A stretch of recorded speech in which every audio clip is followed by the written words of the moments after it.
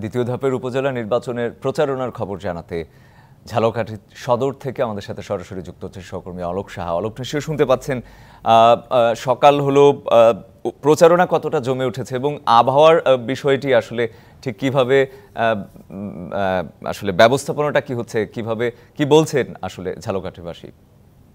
রঞ্জন শুক্র, আপনাকে ধন্যবাদ। ঝালকাঠি সদর উপজেলায় আমরা এই মুহূর্তে রয়েছি। এই উপজেলায় 21শে মে ভোট গ্রহণ অনুষ্ঠিত হবে। দ্বিতীয় ধাপে এই উপজেলা এবং নলছিটি উপজেলায়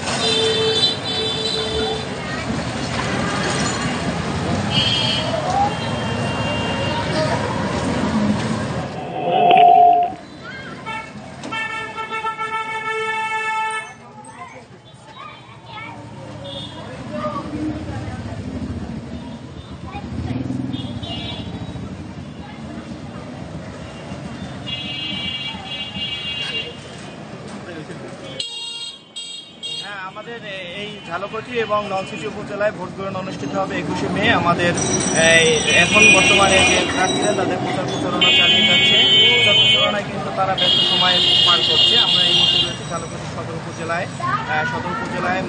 এখানে চেয়ারম্যান পদে 3 জন এবং ভাইস চেয়ারম্যান পদে 3 জন এবং নারী ভাইস চেয়ারম্যান পদে 3 জন প্রার্থী কিন্তু প্রতিদ্বন্দ্বিতা করছে। এখানে জেলায় ঝালকাঠি সদর উপজেলায় মোট ভোটার সংখ্যা রয়েছে 1,79,291 জন এবং এখানে ভোট কেন্দ্র রয়েছে 77টি ভোট কেন্দ্র রয়েছে এবং ঝালকাঠি নলছিটি উপজেলায় রয়েছে, সেখানে 1,68,477 জন ভোটার রয়েছে।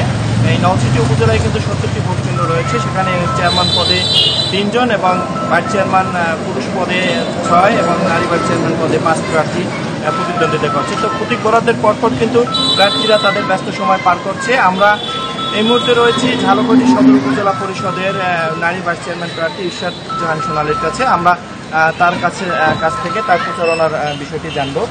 ইরশাদ জাহান সোনালী, আপনি তো এই শেষ মুহূর্তে প্রচারণা চালাচ্ছেন, আপনার ব্যস্ত সময় কীভাবে পার করছেন? ধন্যবাদ অলোক সাহা। আপনারা জানেন যে আমার 10টি ইউনিয়ন, একটি পৌরসভা, ইতিমধ্যে 10টি ইউনিয়নের গণসংযোগ সম্পন্ন করেছি এবং ক্যাম্পিংয়ের কাজটি সম্পন্ন করে আজকে থেকে পৌরসভা ক্যাম্পিং করব।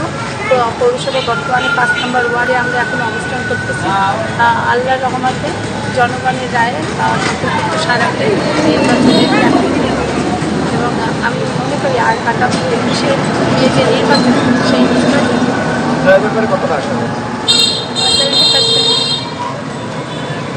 রঞ্জন শুভ, এই ছিল আমার কাছে সবশেষ তথ্য। ধন্যবাদ অলোক, আপনাকে ধন্যবাদ।